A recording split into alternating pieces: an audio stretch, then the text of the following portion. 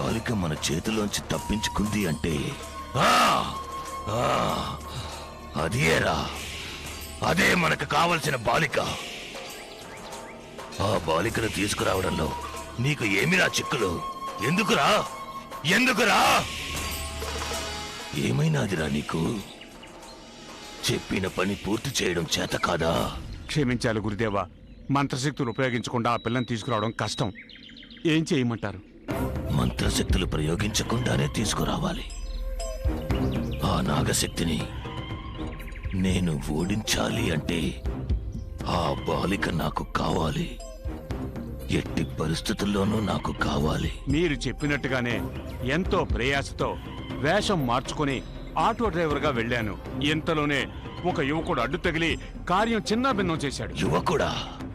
అవును గురుదేవా, వాడు గాని అడ్డు తగలకుండా ఉంటే ఆ పిల్లని నేనే తీసుకొచ్చుండేవాణ్ణి. తప్పు నీది కాదురా. ఏది ఏమైనా నేను ఈసారి ఓడిపోను. ఇది నేను ఊహించింది. నాకెందుకు మనకి కావలసిన బాలిక ఆ బాలికేనని అనిపిస్తోంది.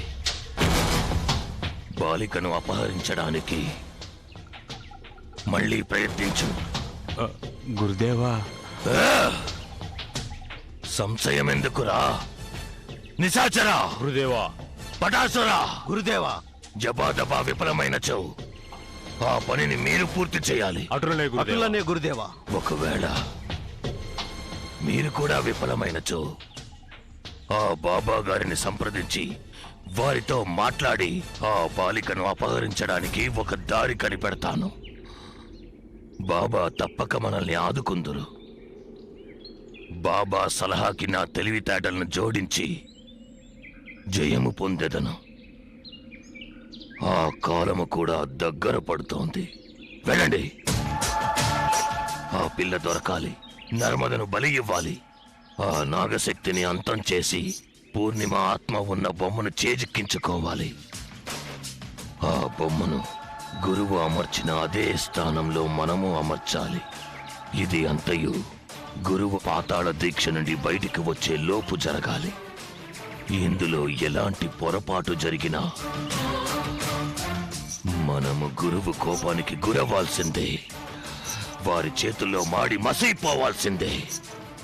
మనము కలిసికట్టుగా ఉంటే విజయం సాధించవచ్చు.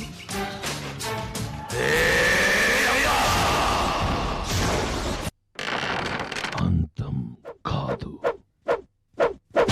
ఆరంభం.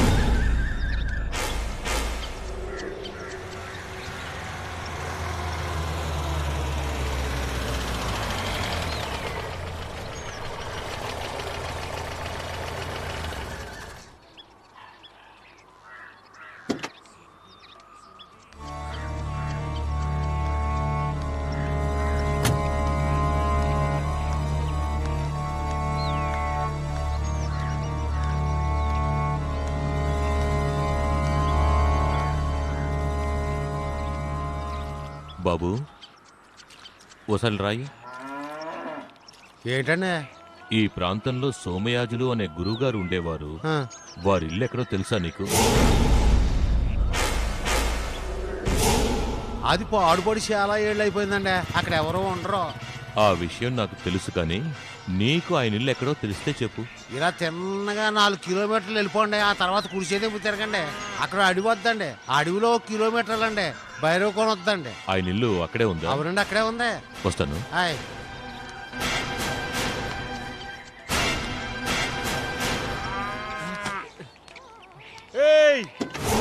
ఇంటికి వెళ్ళమాక, చచ్చిపోతావు. మీరు వెళ్ళండి.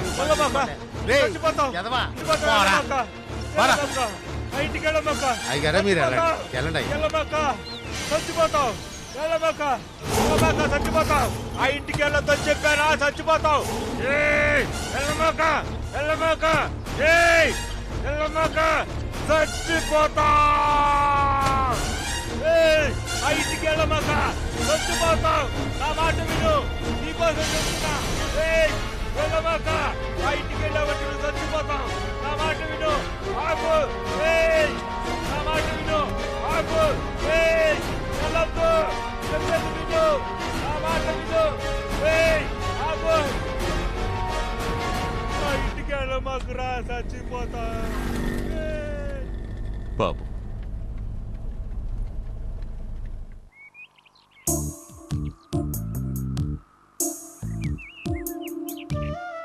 అంటే సంజన స్టడీస్ మీద తప్ప వేరే వాటి మీద యాక్టివ్గా లేదా? నోనో, అలాంటిదేం లేదండి. She's a brilliant student. She's also good in sports and culturals. But డిప్రెషన్కి మొదటి స్టేజ్లో ఉంది.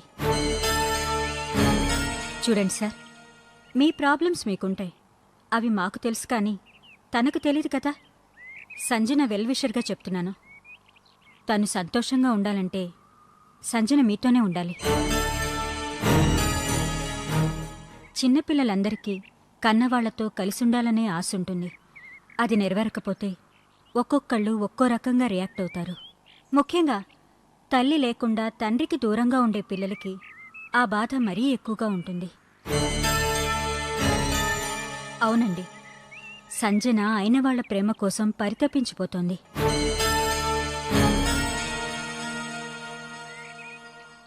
ఇలాగే వదిలేస్తే ఆ బాధ ముందు చదువు మీద, తర్వాత తన ప్రవర్తన మీద ఎక్కువ ప్రభావం చూపిస్తుంది.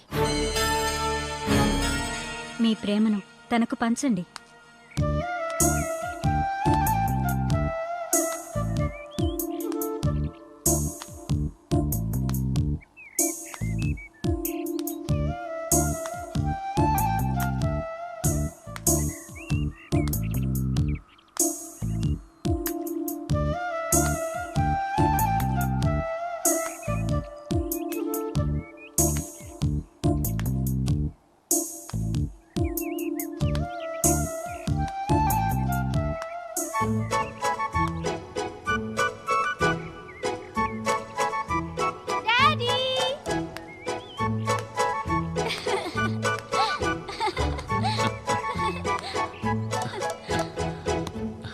ఏంట్రా?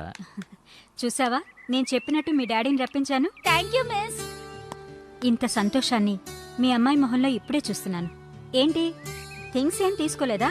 మీ నాన్నతో వెళ్ళడం లేదా? మిస్ ఒక్క నిమిషం డాడీ, నేను డ్రెస్సెస్ తీసుకొస్తాను. ఒక్క నిమిషం ఆ. మిస్. రవీంద్ర గారు, మీరేమనుకోరంటే నాదో చిన్న సలహా. చెప్పండి.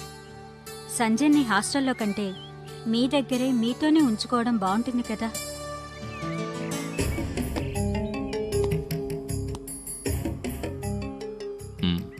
నిజమే, కానీ ప్రస్తుతం అది వీలు పడతాం. Okay, I think for an alternative.